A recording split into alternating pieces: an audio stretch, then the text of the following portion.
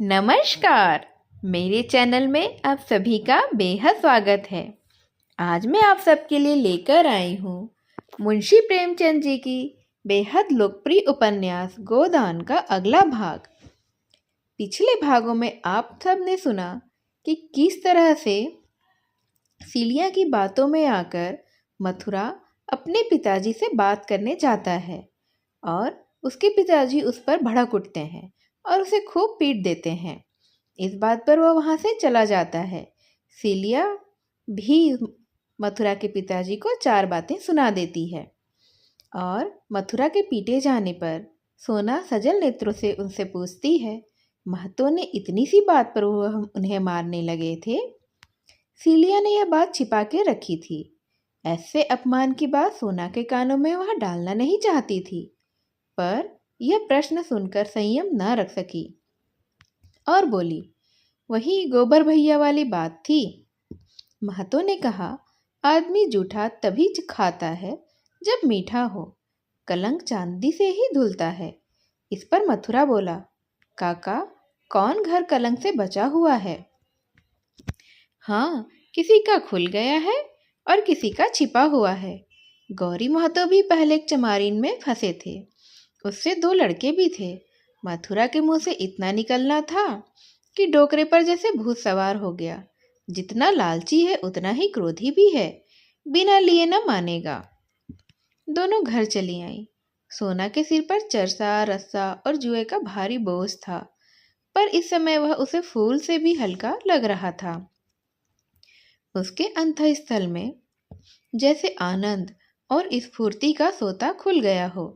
मथुरा की वह वीर मूर्ति सामने खड़ी थी और वह जैसे उसे अपने हृदय में बैठाकर उसके चरण आंसुओं से पखार रही थी। जैसे आकाश की देवियां उसे गोद में उठाए आकाश में छाई हुई लालिमा में चली जा रही हों।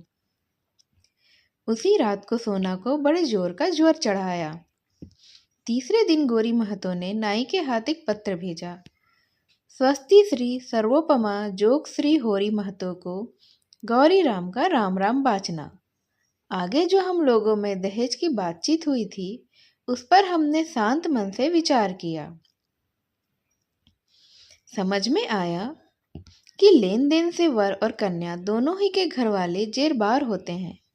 जब हमारा तुम्हारा संबंध हो गया है तो हमें ऐसा व्यवहार करना चाहिए कि किसी को न अखरे।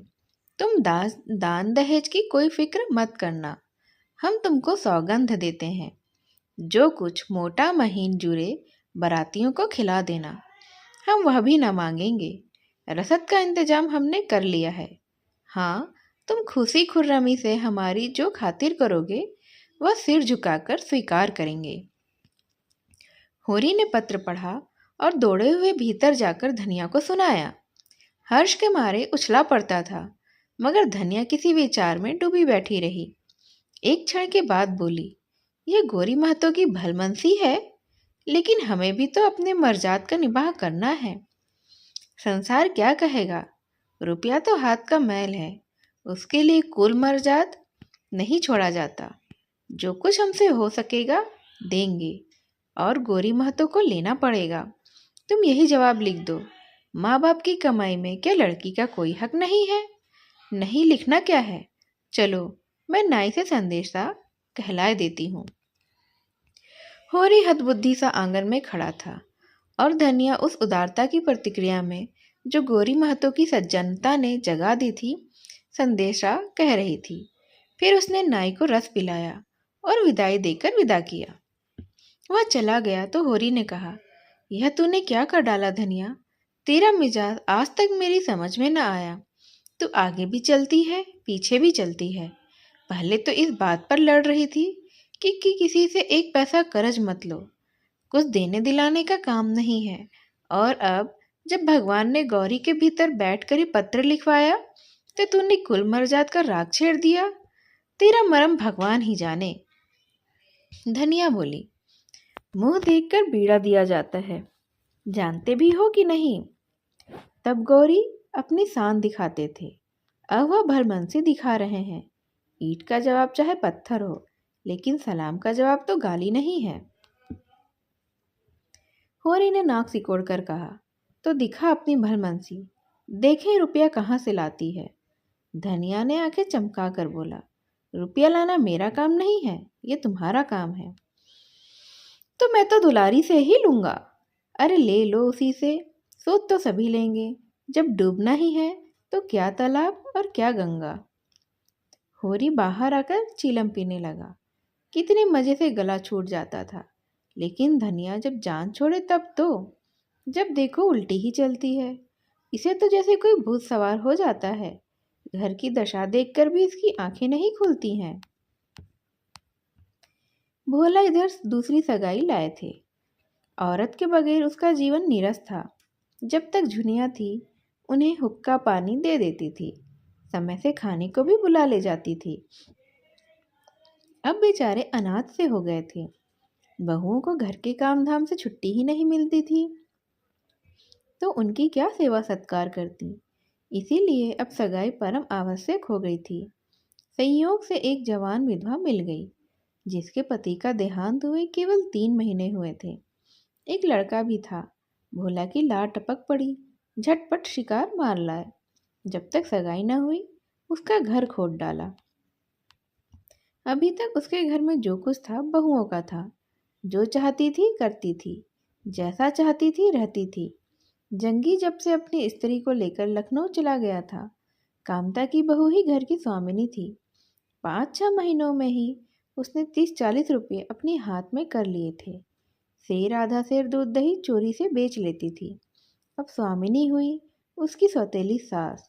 उसका नियंत्रण बहू को बुरा लगता था और आए दिन दोनों में तकरार होती रहती थी। यहाँ तक कि औरतों के पीछे भोला और कामता में भी कहासुनी हो गई। झगड़ा इतना बढ़ा कि अलौघ्योजों की नौबत आ गई। और यह रीति तो सनातन से चली आई है कि अलगोजे के समय मारपीट अवश्य हो। यहाँ भी उस रीति का पालन किया गया। कामता जवान आदमी था। भोला का उस पर जो कुछ दबाव था वह पिता के ही नाते था, मगर नई स्त्री लाकर बेटे से आदर पाने का अब उसे कोई हक भी नहीं था। कम से कम कामता इसे स्वीकार नहीं करता था। उसने भोला को पटक कर कई लातें जमाई और घर से निकाल दिया। घर की चीजें न छूने दी। गांव वालों में भी किसी ने भोला का पक्ष नहीं लिया। नई सगाई ने उन्हें नक्कू बना दिया था। रात तो उन्होंने किसी तरह एक पेड़ के नीचे काट ली। सुबह होते ही नोखीराम के पास जा पहुंचे और अपनी फरियाद सुनाई। भोला का गांव इन्हीं के इलाके में था और इलाके भर के मालिक मुखिया जो कुछ थे वही थे। नोखीराम को भोला पर तो दया आ जाती, पर उनके साथ एक चटपटी रंगीली स्त्री देखी तो चटपट आश्रय देने पर राजी हो गए। जहाँ उनकी गाय बनती थी वहीं एक कोठरी भी रहने को दे दी। अपने जानवरों की देखभाल सानी भूसे के लिए उन्होंने एकाएक एक जानकार आदमी की ज़रूरत महसूस होने लगी। भोला को 3 रुपया महीना और शेर भर रोजाना अनाज कर देने की बात कर कर नौकर रख लिया। नोखेराम नाटे मोटे, खलवाट, लंबी नाक, छोटी छोटी आंखों वाले एक सांवले आदमी थे। बड़ा सा पगड़ बांधते थे, नीचा कुर्ता पहनते और जाड़ों में लिहाग ओढ़कर बाहर आते जाते थे। उन्हें तेल की मालिश कराने में बड़ा आनंद आता था, इसीलिए उनके कपड़े हमेशा मैले और चिकट रहते थे। उनका परिवार बहुत बड़ा था। 7 भाई और उनके बाल बच्चे सभी उन्हीं पर आश्रित थे। उस पर स्वयं उनका लड़का 9वें दर्जे में अंग्रेजी पढ़ता था और उसका बबुआई ठाट निभाना कोई आसान काम नहीं था। राय साहब से उन्हें केवल 12 रुपये वेतन मिलता था, मगर खर्च 100 रुपये से कौड़ी कम नहीं था। इसीलिए आसामी किसी तरह से उनके चंगुल में फंस जाए तो बिना उसे अच्छी तरह से चूसे वे ना छोड़ते थे। पहले 6 रुपये वेतन मिलता था, तब आसामियों से इतनी नोच खसोट ना करते थे। जब से 12 रुपये हो गए थे, तब से उनकी तृष्णा और भी बढ़ गई थी। इसीलिए राय साहब उनकी तरक्की नहीं करते थे। गांव में और तो सभी किसी न किसी रूप में उनका दबाव मानते थे। यहाँ तक कि दाता दीन और झिंगुरी सिंह भी उनकी खुशामद करते थे। केवल पटेश्वरी उनसे ताल ठोकने को हमेशा तैयार रहते थे। नोखेराम को अगर यह जोम था कि हम ब्राह्मण हैं और कायस्थों को उंगली पर नचाते हैं। तो पटेश्वरी को भी घमंड था कि हम कायस्थ हैं, कलम के बादशाह। इस मैदान में कोई हमसे क्या बाजी लेकर जाएगा। फिर वह जमींदार के नौकर नहीं, सरकार के नौकर हैं, जिसके राज में सूरज कभी नहीं डूबता। नोखीराम अगर एकादशी का व्रत रखते हैं और 5 ब्राह्मणों को भोजन कराते हैं, तो पटेश्वरी हर पूर्णमासी को सत्यनारायण की कथा सुनेंगे और 10 ब्राह्मणों को भोजन कराएंगे। जब से उनका जेठा लड़का सजावल हो गया था, नोखीराम इस ताक में रहते थे कि उनका लड़का किसी तरह दासवा पास कर ले और उसे भी कहीं नकल विसी दिला दे। इसलिए हुक्काम के पास फसली सौगातें लेकर बराबर सलामी करते रहते थे। एक और बात, पटेश्वरी उनमें बड़े हो गए थे। लोगों का ख्याल था कि वह अपनी विधवा कहारिन को रखे हुए हैं। अब नोखीराम को भी अपनी शान में यह कसर पूरी करने का अवसर मिलता हुआ जान पड़ा था। भोला को ढांढस देते हुए बोले, तुम यहाँ आराम से रहो भोला, किसी बात का खटका नहीं। जिस चीज़ की ज़रूरत हो हमसे आकर कहो। तुम्हारी घरवाली है, उसके लिए भी कोई ना कोई काम निकल आएगा। बखारों में अनाज रखना, निकालना, पछोड़ना, फटकना क्या थोड़ा सा काम है। भोला ने अर्ज की, सरकार, एक बार कामता को बुलाकर पूछ लो, क्या बाप बेटे के साथ बेटे का यही सलूक होना चाहिए।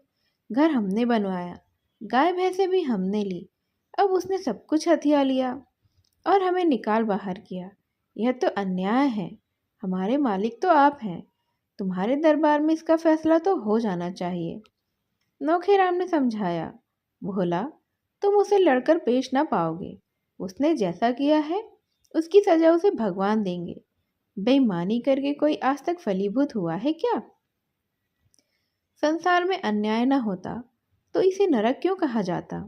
यह न्याय और धर्म को कौन पूछता है। भगवान सब देखते हैं, संसार का रत्ती रत्ती हाल जानते हैं। तुम्हारे मन में इस समय क्या बात है, ये उनसे कुछ छुपा है क्या। इसी से तो उन्हें अंतर्यामी कहते हैं। उनसे बचकर कोई कहाँ जाएगा। तुम चुप होकर बैठो। भगवान की इच्छा हुई तो यहाँ तुम उससे बुरे ना रहोगे। यहाँ से उठकर भोला ने होरी के पास जाकर अपना दुखड़ा रोया। होरी ने अपनी आप बीती सुनाई। लड़कों की आजकल कुछ ना पूछो भोला भाई, मर मर कर पालो, जवान हो तो दुश्मन हो जाते हैं। मेरे ही गोबर को देखो, माँ से लड़कर गया और सालों हो गए, ना चिट्ठी ना पत्तर। उसके लेखे तो माँ बाप मर गए, बिटिया का विवाह सिर पर है, लेकिन उससे कोई मतलब ही नहीं है। खेत रेहन रख दो तो 200 रुपये लिए हैं, इज्जत आबरू का निवाह तो करना ही होगा ना। कामता ने बाप को निकालकर बाहर तो किया, लेकिन अब उसे मालूम होने लगा कि बुढ़ा कितना कामकाजी आदमी था। सवेरे उठकर सानी पानी करना, दूध दुहना, फिर दूध लेकर बाजार जाना, वहां से आकर फिर से सानी पानी करना और फिर दूध दुहना। एक पखवाड़े में उसका हुलिया बिगड़ गया। स्त्री पुरुष में लड़ाई हुई। स्त्री ने कहा, मैं जान देने के लिए तुम्हारे घर में नहीं आई हूँ। मेरी रूटें तुम्हें भारी होती है तो मैं अपने घर चली जाऊंगी। कामता डर गया, कहीं यह भी चली गई तो रोटी का भी ठिकाना नहीं रहेगा। अपने हाथ से क्या क्या करेगा। आखिर एक नौकर रखा, लेकिन उससे काम भी नहीं चला। नौकर खली भूसा चुरा चुरा कर बेचने लगा। उसे अलग किया। फिर स्त्री पुरुष में लड़ाई हुई। स्त्री रूठकर मायके चली गई। कामता के तो हाथ पांव फूल गए। हार कर भोला के पास आया और चिरौरी करने लगा, दादा, मुझसे जो कुछ भूल चूक हुई है उसे क्षमा करो। अब चलकर घर संभालो, जैसे तुम रखोगे वैसे ही मैं रहूंगा। भोला को यहाँ मजूरों की तरह रहना अखर ही रहा था। पहले महीने 2 महीने उसकी जो खातिर हुई वह अब ना थी। नोखीराम कभी कभी उसे चिलम भरने या चारपाई बिछाने को भी कहते थे। तब बेचारा भोला जहर का घूंट पीकर रह जाता था। अपने घर में लड़ाई दंगा भी हो तो किसी की टहल तो न करनी पड़ेगी। उसकी स्त्री नोहरी ने यह प्रस्ताव सुना तो ऐंठ कर बोली, जहाँ से लात खाकर आए हो वहाँ फिर से जाओगे, तुम्हें लाज नहीं आती। भोला ने कहा, तो यही कौन सा सिंहासन पर बैठा हुआ हूँ। नोहरी ने मटक कर कहा, तुम्हें जाना हो तो जाओ, मैं नहीं जाती। भोला जानता था नोहरी विरोध करेगी। इसका कारण भी वह कुछ कुछ समझता था, कुछ देखता भी था। उसके यहाँ से भागने का एक कारण यह भी था, यहाँ उसकी बात कोई न पूछता था। पर नोहरी की बड़ी खातिर होती थी। प्यादे और शहने तक उसका दबाव मानते थे। उसका जवाब सुनकर भोला को क्रोध आया, लेकिन करता भी क्या। नोहरी को छोड़कर चले जाने का साहस उसमें न था, और होता तो नोहरी भी झक मारकर उसके पीछे चली आती। अकेले उसे यहाँ अपने आश्रय में रखने की हिम्मत नोखेराम में नहीं थी। वह टट्टी की आड़ से शिकार खेलने वाले जीव थे, मगर नोहरी भोला के स्वभाव से परिचित हो चुकी थी। भोला मिन्नत करके बोला, देख नोहरी, दिक मत कर। अब तो वहाँ बहुएं भी नहीं है, तेरे ही हाथ में सब कुछ रहेगा। यह मजूरी करने से बिरादरी में कितनी बदनामी हो रही है, यह तो सोच। नोहरी ने ठेंगा दिखाकर कहा, तुम्हें जाना है जाओ, मैं तुम्हें रोक तो नहीं रही हूँ। तुम्हें बेटे की लातें प्यारी लगती होंगी, मुझे नहीं लगती। मैं अपनी मजदूरी में मगन हूँ। भोला को रहना पड़ा, और कामता अपनी स्त्री की खुशामद करने उसे मना लाया। इधर नोहरी के विषय में कनबत्तियाँ होती रहीं। नोहरी ने आज गुलाबी साड़ी पहनी है, अब क्या पूछना है, चाहे रोज एक साड़ी पहने। सैया भय कोतवाल, अब डर काहे का। भोला की आंखें फूट गई हैं क्या। सुबह बड़ा हंसोड़ था, सारे गांव का विदूषक, बल्कि नारद हर एक बात की टोह लगाता रहता था। एक दिन नोहरी उसे घर में मिल गई, कुछ हंसी कर बैठा। नोहरी ने नोखेराम से जड़ दिया। सुबह की चौपाल में तलबी हुई, और ऐसी डांट पड़ी कि उम्र भर ना भूलेगा। एक दिन लाला पटेश्वरी प्रसाद की शामत आ गई। गर्मियों के दिन थे। लाला बगीचे में आम तुड़वा रहे थे। नोहरी बनी ठनी उधर से निकली। लाला ने पुकारा, नोहरी रानी इधर आओ, थोड़े से आम लेती जाओ, बड़े मीठे हैं। नोहरी को भ्रम हुआ कि लाला मेरा उपवास कर रहे हैं। उसे अब घमंड होने लगा था। वह चाहती थी लोग उसे जमींदारी समझें और उसका सम्मान भी करें। घमंडी आदमी प्रायः शक्की हुआ करता है, और जब मन में चोर हो तो शक्कीपन और बढ़ जाता है। वह मेरी ओर देखकर क्यों हंसा?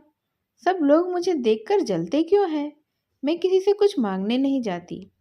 कौन बड़ी सतवंती है, जरा मेरे सामने आए तो मैं देखूं। इतने दिनों में नोहरी गांव के गुप्त रहस्यों से परिचित हो चुकी थी।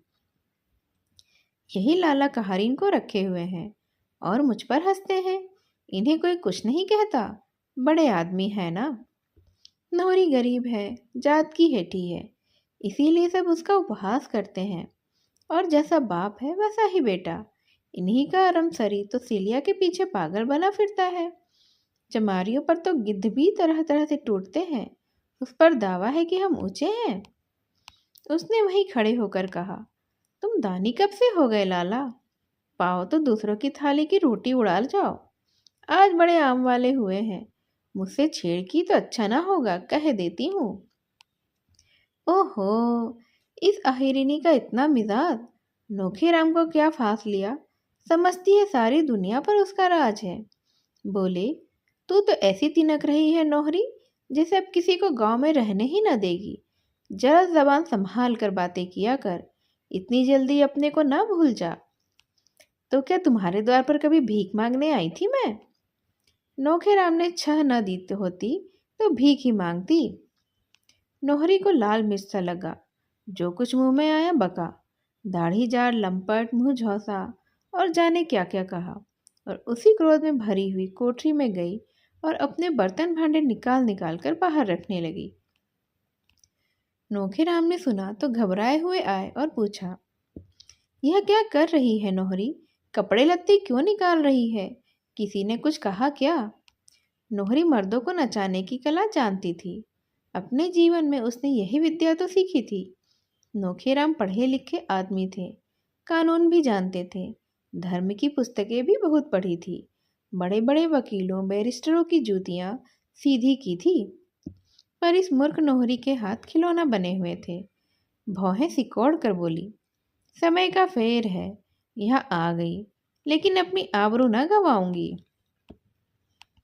ब्राह्मण सतेज हो उठा, मूछें खड़ी करके बोला, तेरी ओर तो जो ताके उसकी मैं आंखें ना निकाल लूं?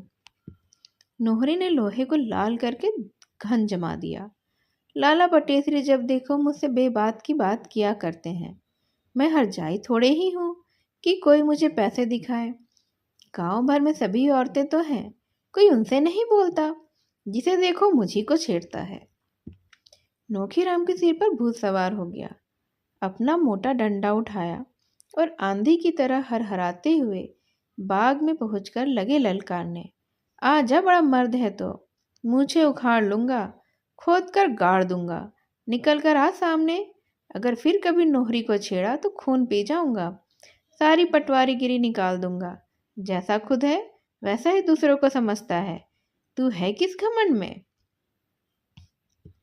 लाला पटेश्वरी सिर झुकाए दम साधे जड़वत खड़े थे। जरा भी जबान खोली तो शामत आ गई। उनका इतना अपमान जीवन में कभी नहीं हुआ था। एक बार लोगों ने उन्हें ताल के किनारे रात को घेर कर खूब पीटा था, लेकिन गांव में उसकी किसी को खबर नहीं हुई थी। किसी के पास कोई प्रमाण भी नहीं था। लेकिन आज तो सारे गांव के सामने उनकी इज्जत ही उतर गई। कल जो औरत गांव में आश्रय मांगती आई थी, आज सारे गांव पर उसका आतंक था। अब किसकी हिम्मत जो उसे छेड़ सके? जब पटेश्वरी कुछ नहीं कर सके तो दूसरों की बिसात ही भला क्या है। अब नोहरी गांव की रानी थी। उसे आते देखकर किसान लोग उसके रास्ते से हट जाते थे। यह खुला हुआ रहस्य था कि उसकी थोड़ी सी पूजा करके नोखेराम से बहुत काम निकल सकता है। किसी को बंटवारा कराना हो, लगान के लिए मोहलत मांगनी हो, मकान बनाने के लिए जमीन की जरूरत हो, नोहरी की पूजा की जाए तो उसका काम सिद्ध हो सकता है। कभी कभी वह अच्छे अच्छे असामियों को डांट देती थी। असामी ही नहीं, अब कारकुन साहब पर भी रौब जमाने लगी थी। भोला उसका आश्रित बनकर न रहना चाहता था। औरत की कमाई खाने से ज्यादा अधम उसकी दृष्टि में दूसरा कुछ न था। उसे कुल 3 रुपये माहवार मिलते थे, वह भी उसके हाथ नहीं लगते। नोहरी ऊपर ही ऊपर उड़ा लेती। उसे तमाकू पीने का धेला मयस्सर नहीं, और नोहरी 2 आने रोज के पान खा जाती थी।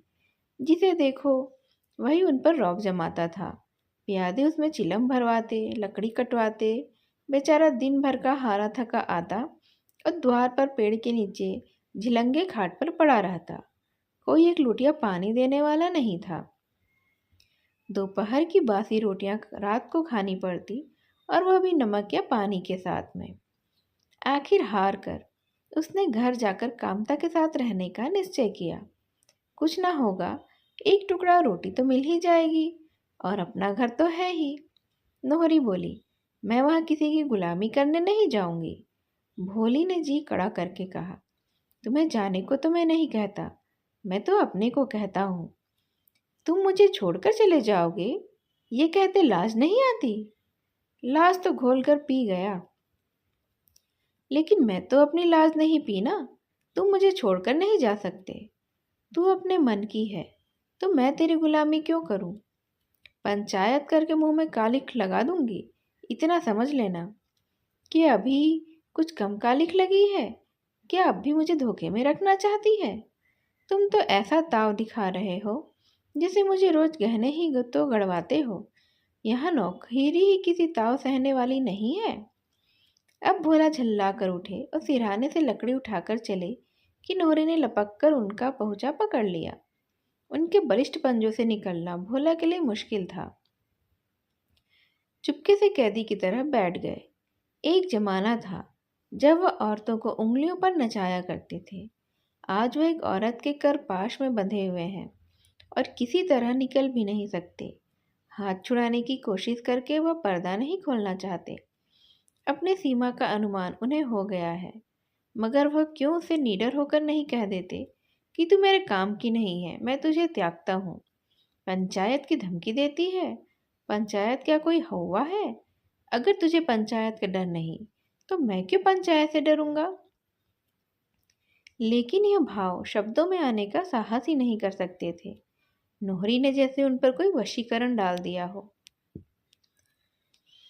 लाला पटेश्वरी पटवारी समुदाय के सद्गुणों के साक्षात अवतार थे। वह यह न देख सकते थे कि कोई असामी अपने दूसरे भाई की इंच भर भी जमीन दबा ले। न वह यह देख सकते थे कि असामी किसी महाजन के रुपये दबा ले। गांव के समस्त प्राणियों के हितों की रक्षा करना उनका परम धर्म था। समझौते या मेलजोल में उनका विश्वास नहीं था। यह तो निर्जीवता के लक्षण है। वह तो संघर्ष के उपासक थे, जो जीवन का लक्षण है। आए दिन इसी जीवन को उत्तेजना देने का प्रयास करते रहते थे। बाल बच्चा कोई ना था, इसीलिए लेन देन भी कम कर दिया था। अधिकतर पूजा पाठ में ही लगा रहता था।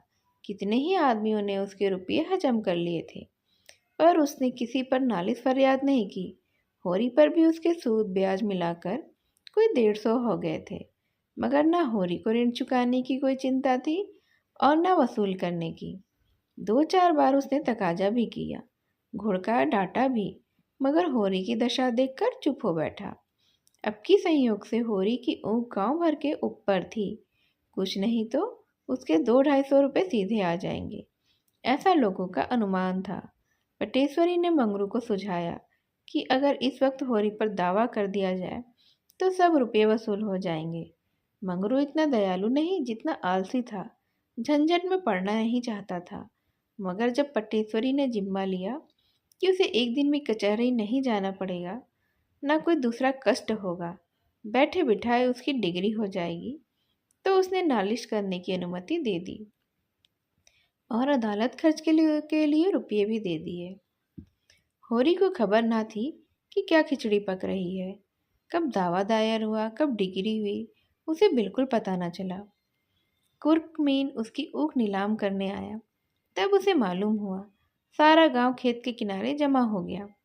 होरी मंगरू शाह के पास दौड़ा और धनिया पटेश्वरी को गालियां देने लगी। उसकी सहज बुद्धि ने बता दिया था कि पटेश्वरी की ही कारस्तानी है, मगर मंगरू साहब पूजा पर थे, मिल न सके, और धनिया गालियों की वर्षा करके भी पटेश्वरी का कुछ न बिगाड़ सकी। उधर ऊख 150 रुपये में नीलाम हो गई और बोली भी हो गई मंगरू शाही के नाम पर। कोई दूसरा आदमी कुछ ना बोल सका। दाता दिन में भी धनिया की गालियां सुनने का साहस ना था। धनिया ने होरी को तेजित करके कहा, बैठे क्या हो, जाकर पटवारी से पूछते क्यों नहीं? यही धर्म है तुम्हारा, गांव घर के आदमियों के साथ। होरी ने दीनता से कहा, पूछने के लिए तूने मुंह भी रखा हो? तेरी गालियां क्या उन्होंने नहीं सुनी होंगी? जो गाली खाने का काम करेगा उसे गालियां ही मिलेंगी। तो गालियां भी देगी और भाईचारा भी निभाएगी। देखूंगी मेरे खेत के नगीचा कौन जाता है। मील वाले आकर काट ले जाएंगे तो क्या करेगी और मैं क्या करूंगा? गालियां देकर अपनी जीभ की खुजली चाहे मिटा ले। मेरे जीते जी कोई मेरा खेत काट ले जाएगा? हाँ, तेरे और मेरे जीते जी। सारा गांव मिलकर भी अब उन्हें नहीं रोक सकता। अब वह मेरी नहीं है, मगरू शाह की है। मगरू शाह ने मरमर के जेठ की दोपहरी में सिंचाई और गुड़ाई की थी क्या? यह सब तूने किया, मगर अब वह चीज़ मगरू शाह की है। हम उनके कर्जदार नहीं हैं। उग तो गई, लेकिन उसके साथ एक नई समस्या आ पड़ी। दुलारी इसी उग पर रुपये देने को तैयार हुई थी। अब वह किस जमात पर रुपये दे? अभी उसके पहले ही के 200 रुपये पड़े हुए थे। सोचा था ऊख से पुराने रुपए मिल जाएंगे तो नया हिसाब चलने लगेगा। उसकी नज़र में होरी की साख 200 रुपये तक थी। इससे ज़्यादा देना जोखिम था। सहालक सिर पर था। तिथि निश्चित हो चुकी थी। गौरी महतो ने सारी तैयारियां कर ली थी। अब विवाह टालना तो असंभव था। होरी को ऐसा क्रोध आता था कि जाकर दुलारी का गला दबा दे। जितनी चिरौरी विनती हो सकती थी वह कर चुका था, मगर वह पत्थर की देवी जरा भी नहीं पतीजी। उसने चलते चलते हाथ बांध कर कहा, दुलारी, मैं तुम्हारे रुपये लेकर भाग न जाऊंगा। न इतनी जल्दी मरा ही जाता हूँ। खेत है, पेड़ पालो है, घर है, जवान बेटा है। तुम्हारे रुपये मारे न जाएंगे। मेरी इज्जत जा रही है, इसे संभाल लो। मगर दुलारी ने दया को व्यापार में मिलाना स्वीकार न किया। अगर व्यापार को वह दया का रूप दे सकती तो उसे कोई आपत्ति न होती, पर दया को व्यापार का रूप देना उसने नहीं सीखा था। होरी ने घर आकर धनिया से कहा, अब क्या करें? धनिया ने उसी पर दिल का गुबार निकाला। यह तो तुम चाहते थे ना। होरी ने जख्मी आंखों से देखा। मेरा ही दोष है? किसी का दोष हो, हुई तुम्हारे ही मन की। तेरी इच्छा है कि जमीन रहन रख दूं। जमीन रहन रख दोगे तो करोगे क्या? मजूरी। मगर जमीन दोनों को एक सी प्यारी थी। उसी पर तो उनकी इज्जत और आबरू अवलंबित थी। जिसके पास जमीन नहीं वह गृहस्थ नहीं, मजूर है। होरी ने कुछ जवाब न पाकर पूछा, तो क्या कहती है? धनिया ने आहत कंठ से कहा, कहना क्या है? गौरी बारात लेकर आएंगे, एक जून खिला देना, सवेरे बेटी विदा कर देना। दुनिया हंसेगी, हंस ले। भगवान की तो यही इच्छा है कि हमारी नाक कटे और मुंह में कालिख लगे तो हम क्या करेंगे? सहसा नोहरी चुंदरी पहने सामने से जाती हुई दिखाई दी। होरी को देखते ही उसने जरा सा घूंघट सा निकाल लिया। उससे समधी का नाता मानती थी। धनिया से उसका परिचय हो चुका था। उसने पुकारा, आज किधर चली समधीन? आओ बैठो। नोहरी ने दिग्विजय कर लिया था और अब जनमत को अपने पक्ष में बटोर लेने का प्रयास कर रही थी। आकर खड़ी हो गई। धनिया ने उसे सिर से पांव तक आलोचना की आंखों से देखकर कहा, आज इधर कैसे भूल पड़ी हो? नोहरी ने कातर स्वर में कहा, ऐसे ही तुम लोगों से मिलने चली आई। बिटिया का ब्याह कब तक है? धनिया संदिग्ध भाव से बोली, भगवान के अधिक है, इन्हीं के अधीन है, जब हो जाए। मैंने तो सुना इसी सहालग में होगा, तिथि तक ठीक हो गई है। हाँ, तिथि तो ठीक हो गई है। मुझे भी न्योता देना। तुम्हारी तो लड़की है, न्योता कैसा? दहेज का सामान तो मंगवा लिया होगा, जरा मैं भी देखूं। धनिया असमंजस में पड़ी, अब क्या कहे। होरी ने उसे संभाला, अभी तो कोई सामान नहीं मंगवाया है। और गले को खराश कर कहा, और सामान का करना भी क्या है? कुछ कन्या तो देना है। नोहरी ने अविश्वास भरी आंखों से देखा। कुछ कन्या क्यों दोगे महतो? पहली बेटी है, दिल खोल कर करो। होरी हंसा, मानो कह रहा हो, तुम्हें चारों ओर हरा दिखाई देता होगा, यहाँ तो सूखा ही पड़ा हुआ है। रुपए पैसे की तंगी है, क्या दिल खोल कर करूं? तुमसे कौन सा पर्दा है? बेटा कमाता है, तुम कमाते हो, फिर भी रुपये पैसों की तंगी किससे विश्वास हो जाएगा? बेटा ही अगर लायक होता तो फिर काहे का रोना था? चिट्ठी पत्तर तक भेजता नहीं है, रुपये क्या भेजेगा? ये दूसरा साल है, एक चिट्ठी नहीं आई।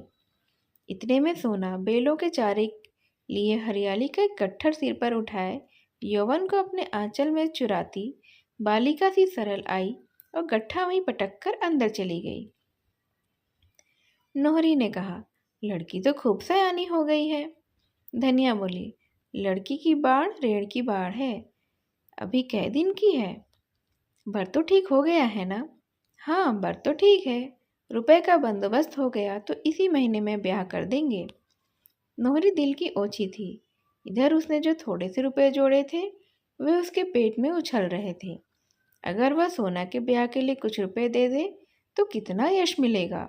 सारे गांव में उसकी चर्चा हो जाएगी, लोग चकित हो जाएंगे। नोहरी ने इतने रुपए दिए हैं ऐसा कहेंगे, बड़ी देवी है। होरी और धनिया दोनों घर घर उसका बखान करते फिरेंगे। गांव में उसका मान सम्मान कितना बढ़ जाएगा।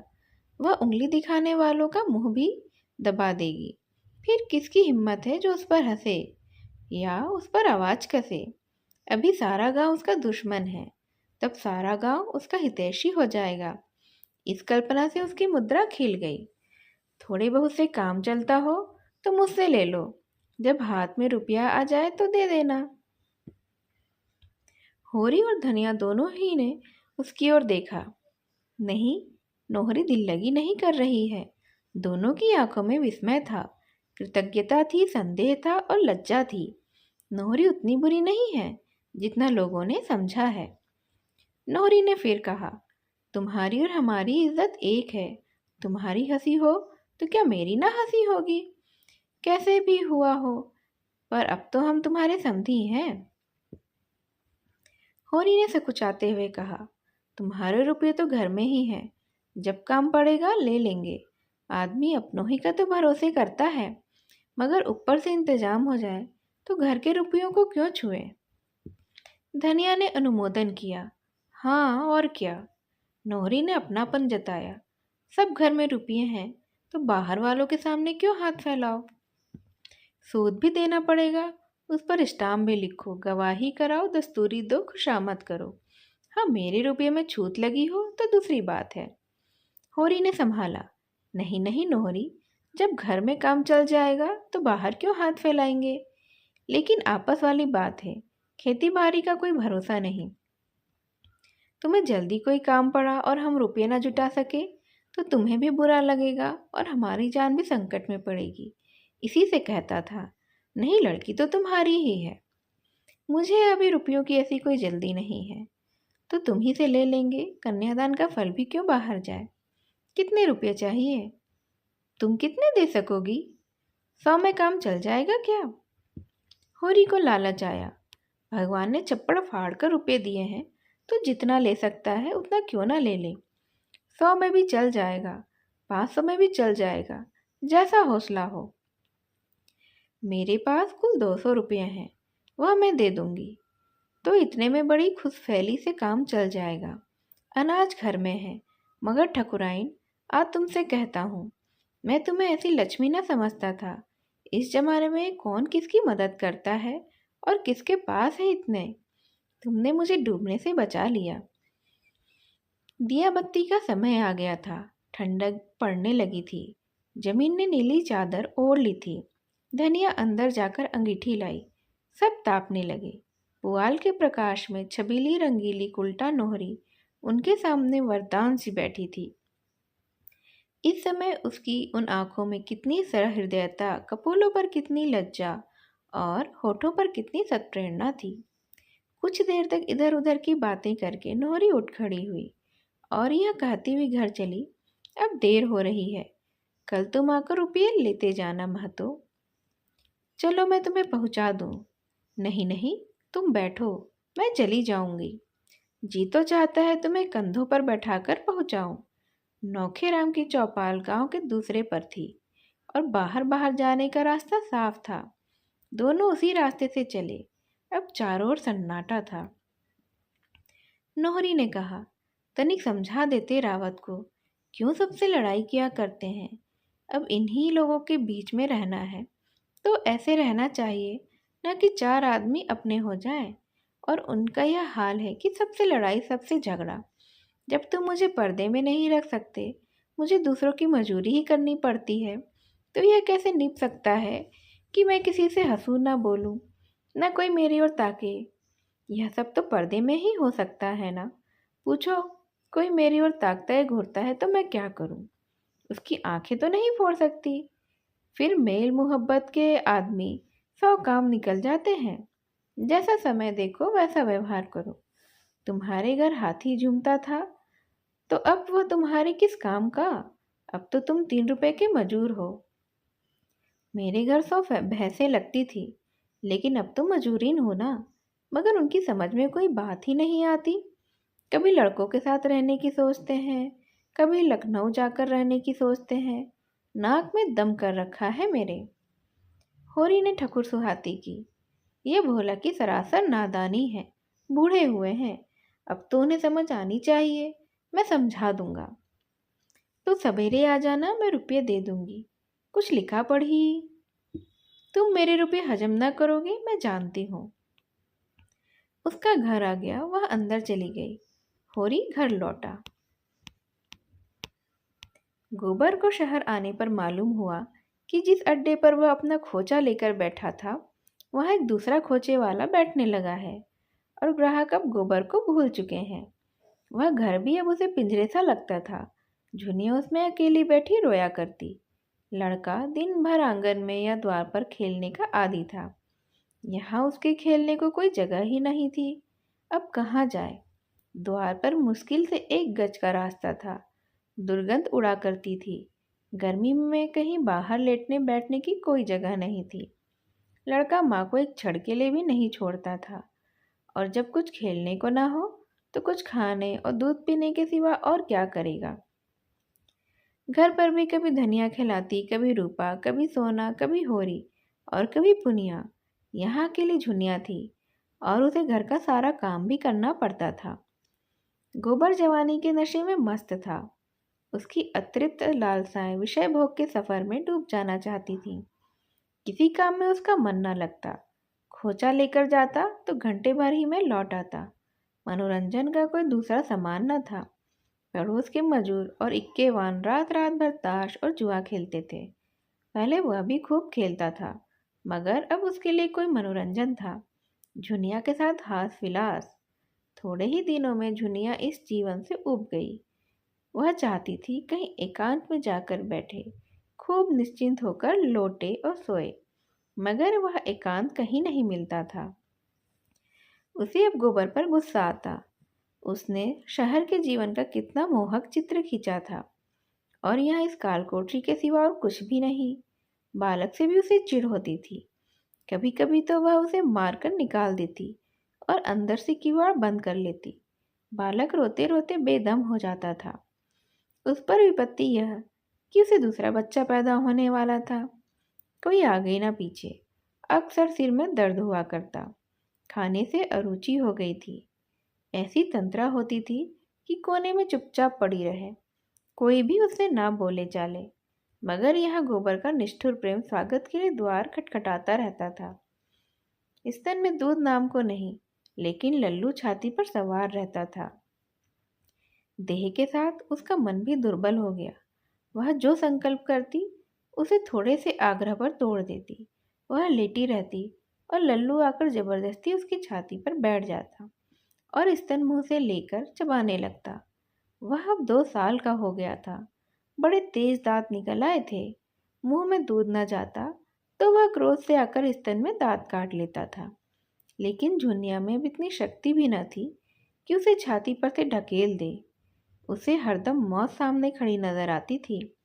पति और पुत्र किसी से भी उसे स्नेह न था। सभी अपने मतलब के यार हैं। बरसात के दिनों में जब लल्लू को दस्त आने लगे तो उसने दूध पीना छोड़ दिया।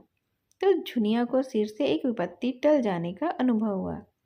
लेकिन जब 1 सप्ताह के बाद बालक मर गया तो उसकी स्मृति पुत्र स्नेह से सजीव होकर उसे रुलाने लगी।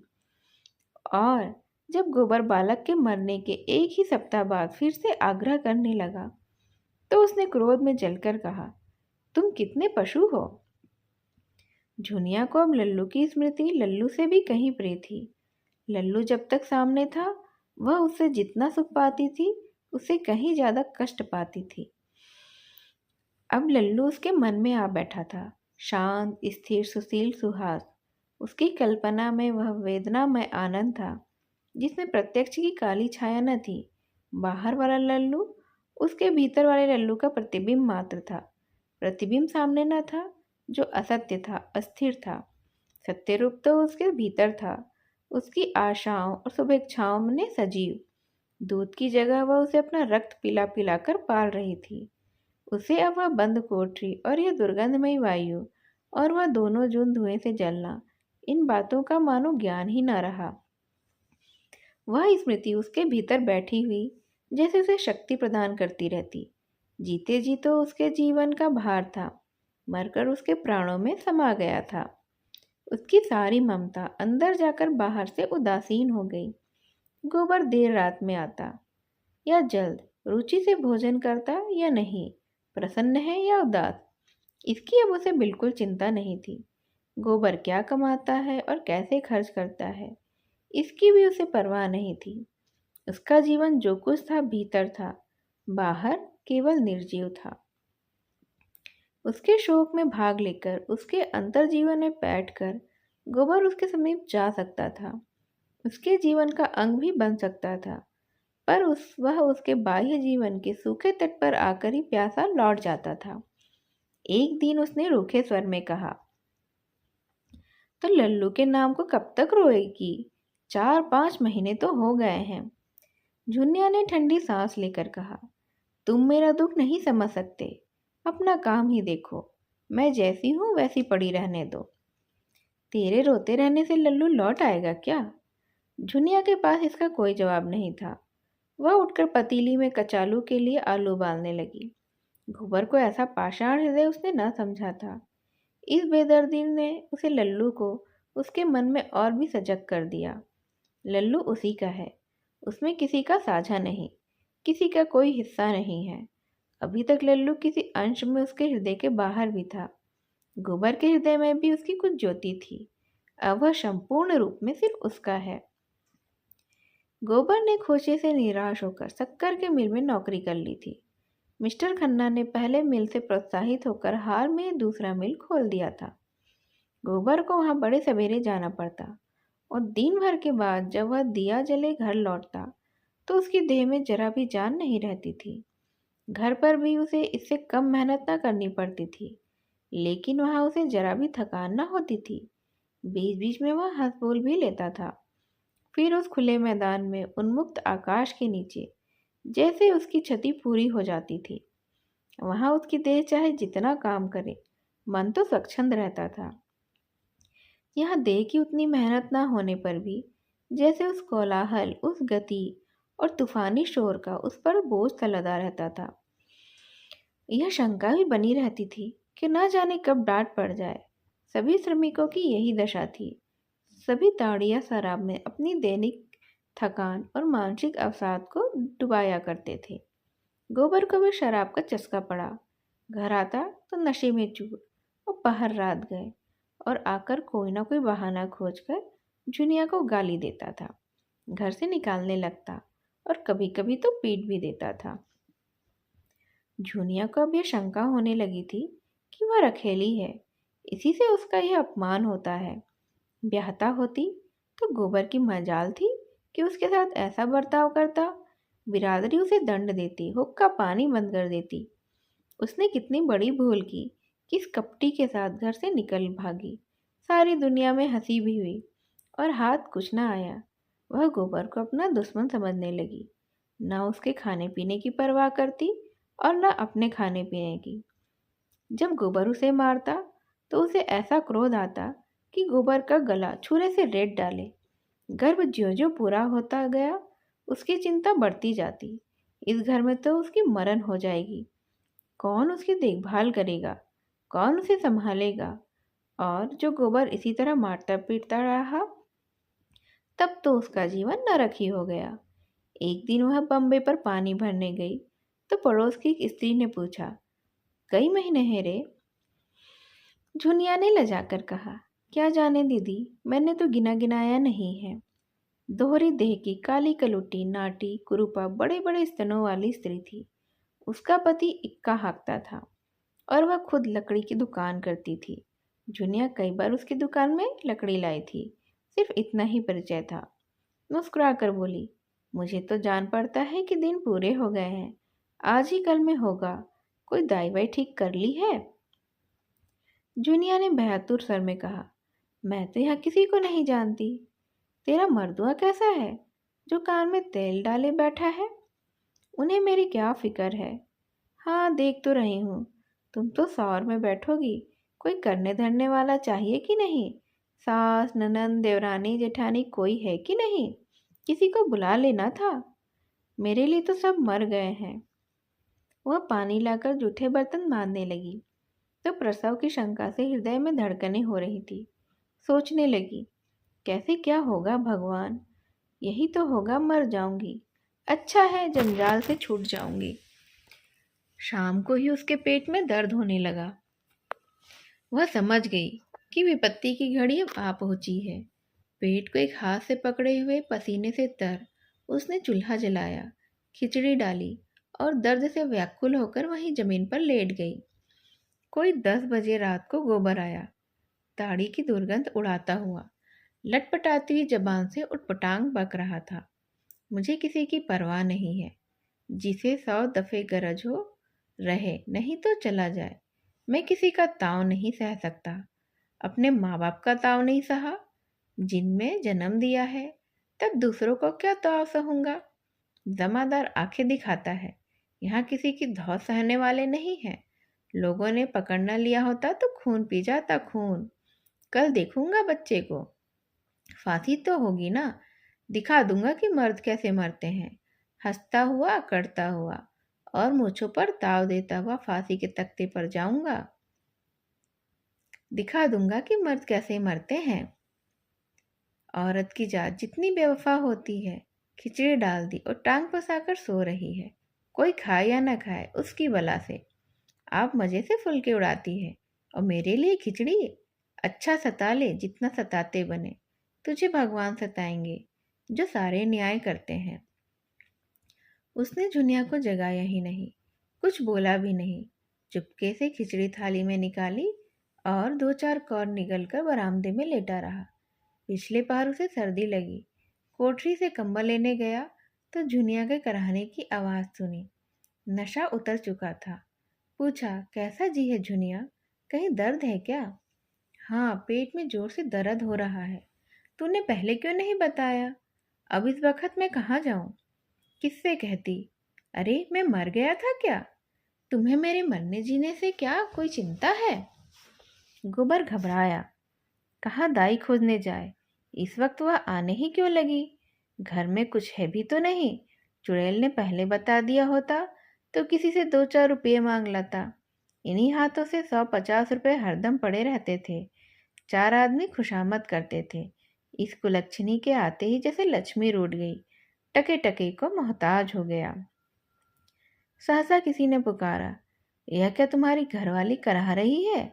दर्द तो नहीं हो रहा है? यह वही मोटी औरत थी जिससे आज झुनिया की बातचीत हुई थी।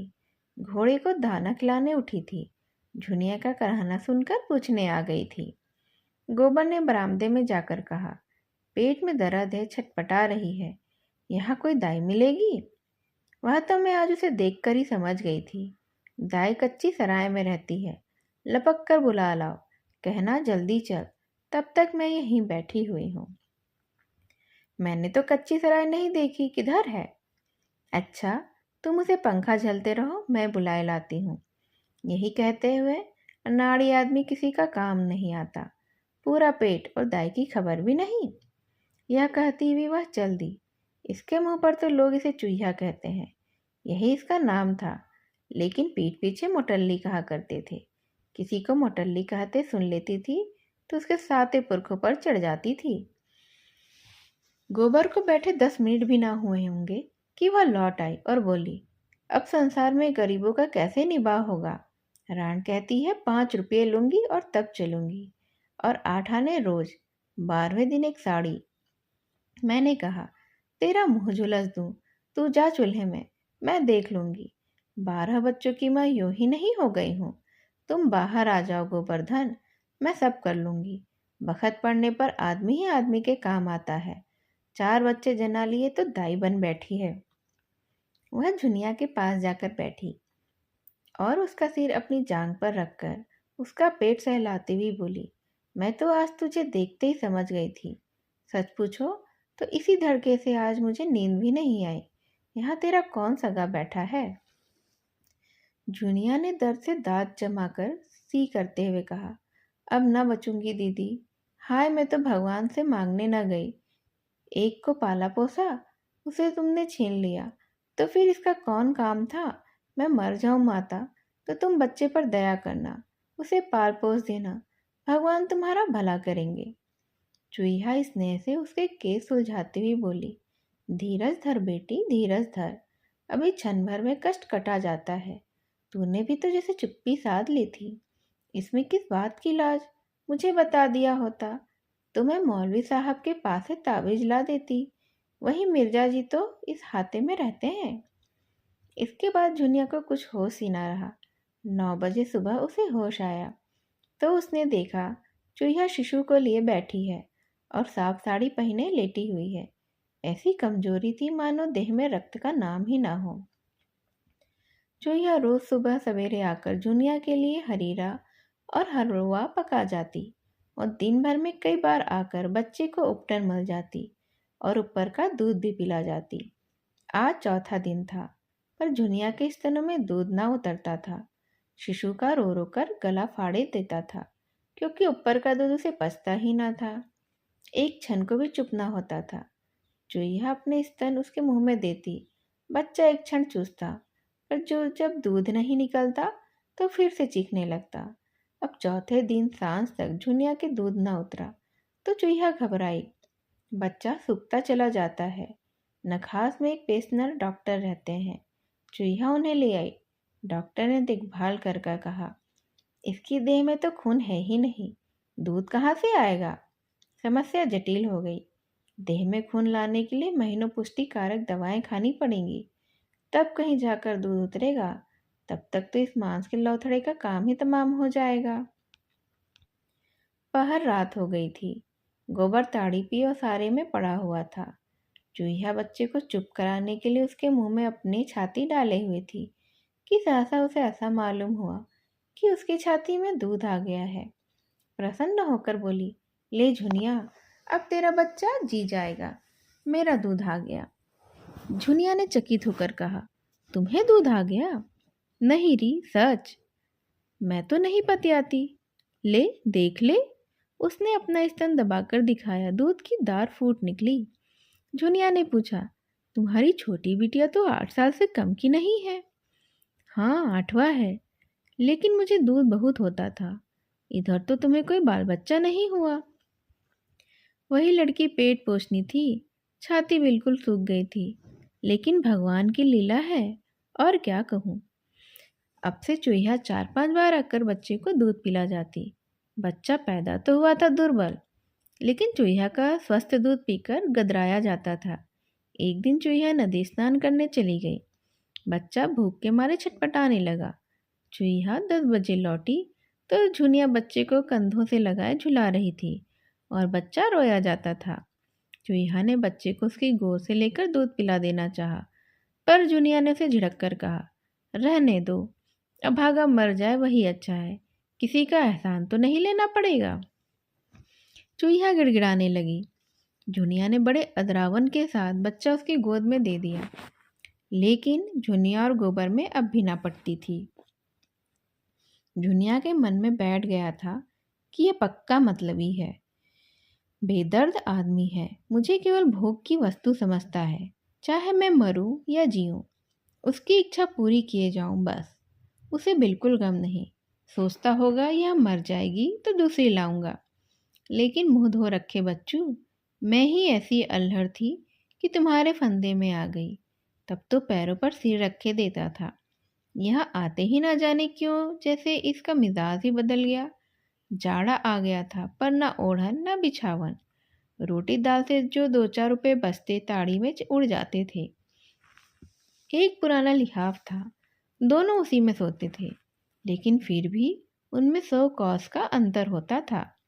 दोनों एक ही करवट में रात काट देते थे।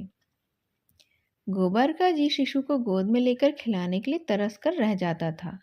कभी कभी वह रात को उठकर उसका प्यारा मुखड़ा देख लिया करता था, लेकिन झुनिया की ओर से उसका मन खींचता था।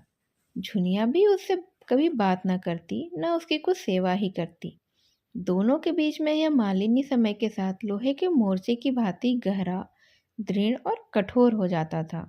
दोनों एक दूसरे की बातों का उल्टा ही अर्थ निकालते, वही जिससे आपस का द्वेष और ज़्यादा भड़के, और कई दिनों तक एक एक वाक्य को मन में पाले रहते और उसे अपना रक्त पिला पिला कर एक दूसरे पर झपट पड़ने के लिए तैयार रहते, जैसे कोई शिकारी कुत्ते हों। उधर गोबर के कारखाने में भी आए दिन एक न एक हंगामा उठता रहता था। अब की बजट में शक्कर पर ड्यूटी लगी थी। मिल के मालिकों को मजूरी घटाने का अच्छा बहाना मिल गया। ड्यूटी से अगर 5 की हानि थी तो मजूरी घटा देने से 10 का लाभ था। इधर महीनों से इस मिल में भी यही मसला छिड़ा हुआ था। मजूरों का संघ हड़ताल करने के लिए तैयार बैठा हुआ था। इधर मजूरी घटी और उधर हड़ताल हुई। उसे मजूरों में धेले की कटौती भी स्वीकार नहीं थी। जब उस तेजी के दिनों में मजूरी में एक धेले की भी बढ़त नहीं हुई, तो अब यह घाटे में क्यों साथ देंगे। मिर्जा खुर्शीद संघ के सभापति और पंडित ओमकारनाथ बिजली संपादक मंत्री थे। दोनों ऐसी हड़ताल कराने पर तुले हुए थे कि मिल मालिकों को कुछ दिन याद रहे। मजूरों को भी ऐसी हड़ताल से क्षति पहुंचेगी, यहाँ तक कि हजारों आदमियों को रोटियों को भी मोहताज हो जाना होगा। इस पहलू की ओर उनकी निगाह बिल्कुल नहीं थी। और गोबर हड़तालियों में तो सबसे आगे था। उद्दंड स्वभाव का था ही, ललकारने की बस जरूरत थी। फिर तो वह मरने और मारने को डरता था। एक दिन झुनिया ने उसे जी कड़ा करके समझाया भी, तुम बाल बच्चे वाले आदमी हो, तुम्हारा इस तरह आग में कूदना अच्छा नहीं है। इस पर गोबर बिगड़ गया। तू कौन होती है रे मेरे बीच में बोलने वाली? मैं तुझसे सलाह नहीं पूछता हूँ। बात बढ़ गई और गोबर ने झुनिया को खूब पीटा। चूहिया ने आकर झुनिया को छुड़ाया और गोबर को डांटने लगी। गोबर के सिर पर शैतान सवार था।